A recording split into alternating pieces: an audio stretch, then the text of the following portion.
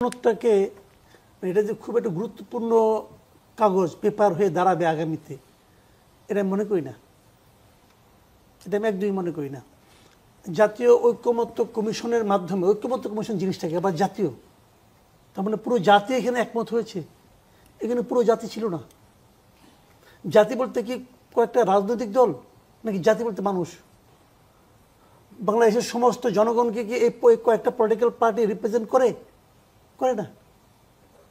এটা যারা করেছে, আমি শুরু থেকে একটা কথা বারবার বলে, আপনাদের এখন অনেকবার বলেছি, বিভিন্ন জায়গায় বলেছি, যাদের হাতে সংস্কারের দায়িত্বটা দেওয়া হয়েছিল এই লোকগুলিকে আমি আপ টু দ্য মার্ক মনে করি না। তাদের মেধার দিক দিয়েও মনে করি না, তাদের আন্তরিকতার দিক দিয়েও মনে করি না, তাদের দেশপ্রেমের দিক দিয়েও মনে করি না। তারা দেশপ্রেমিক নন। যে লোক আমার দেশের নাগরিক হয়ে অন্য দেশের নাগরিকত্ব নেন, সে আর যাই হোক, সে দেশপ্রেমের পরীক্ষা পাশ করতে পারবে না। তারাই মূলত এই কাজটা করেছে। যে 6টা সংস্কার কমিশনের লোককে নিয়ে করা হয়, তার মানে 4টা কমিশনের হেড হলো বিদেশি দ্বৈত নাগরিক। তো এটা কীভাবে কী হবে? এটা কিছু হয় নাই, এটা একটা আনারই কাজ হয়েছে। দেখেন, জুলাই সনদ, এই দুটা শব্দ যদি আমি ধরি, এই দুটা শব্দের প্রতি অনেকেরই একটা ফিলিংস কাজ করে, আন্তরিকতা কাজ করে, ইমোশন কাজ করে। এই দুটা শব্দ বেসিক্যালি কিন্তু আমি মনে করি এটা এনসিবির শব্দ, এনসিবির দেওয়া শব্দ। তো এনসিবির শব্দটা রাখা হয়েছে, বাট এনসিবি কি যা চাইছে, যেভাবে চাইছে সেভাবে হয়েছে। এটা বাম ফ্রন্টগুলি কি বলছে, বাম দলগুলি কি বলছে, যে যেগুলোর মধ্যে এটা তারা বলছে এটা লিপিবদ্ধ করাটাই ঠিক মতো হয় নাই। তারা যেগুলো নোট অফ ডিসেন্ট দিয়েছে সেগুলো নাকি মূল সনদের মধ্যে চলে গেছে। তার মানে কি, যিনি ড্রাফটটা করেছেন ওই ভদ্রলোক আপ টু দ্য মার্ক না, উনি জানেন না কোথায় কোনটা কি বসাইতে হবে। তারা বলছে পুরো জিনিসটা আমাদের কাছে দেন, আমরা দেখবো, দেখতেও দেয় নাই, আসেন সাইন করেন। তাহলে বলবেন যে এটা কি বিএনপি বোঝে না, এটা কি জামাত বোঝে না? তারা খুব ভালো মতো বুঝে, তো তারা গেল কেন? দেখেন, এক একটা পলিটিক্যাল পার্টির এক একটা মতলব, এই কথাটা আপনি মাথায় রাখেন। বিএনপির মতলবটা কি? বিএনপির মতলব হলো তুমি যা কিছুই করো আমি সব রাজি, খালি ইলেকশনটা করো।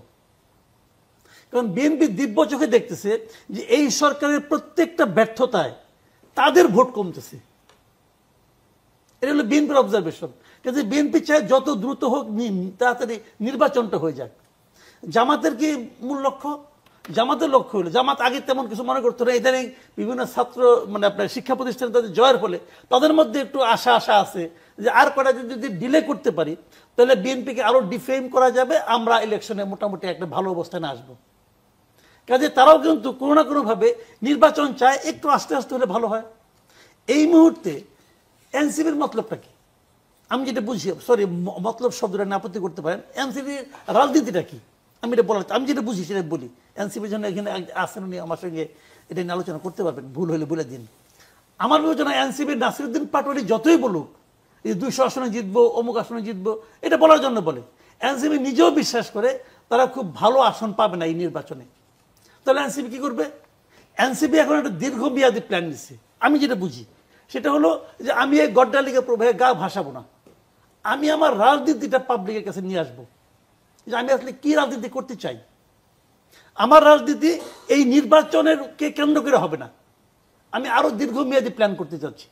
এনসিপি তার রাজনীতিটাকে নিয়ে আসতেছে, এবং রাজনীতিটাকে নিয়ে আসতে গেলে যেটা হচ্ছে, অনেকে যেটা মনে করতো যে এনসিপি ওদের জামাতের বি টিম। এনসিপি যে জামাতের বি টিম না, এই জিনিসটা এনসিপির প্রমাণ করা খুব জরুরি ছিল। প্রথম সুযোগ পাওয়া মাত্র তারা এটা প্রমাণ করার চেষ্টা করতেছে যে আমরা কোনো বি টিম না, আমরা আমাদের মতো আছি, আমরা একটা আলাদা রাজনীতি করি।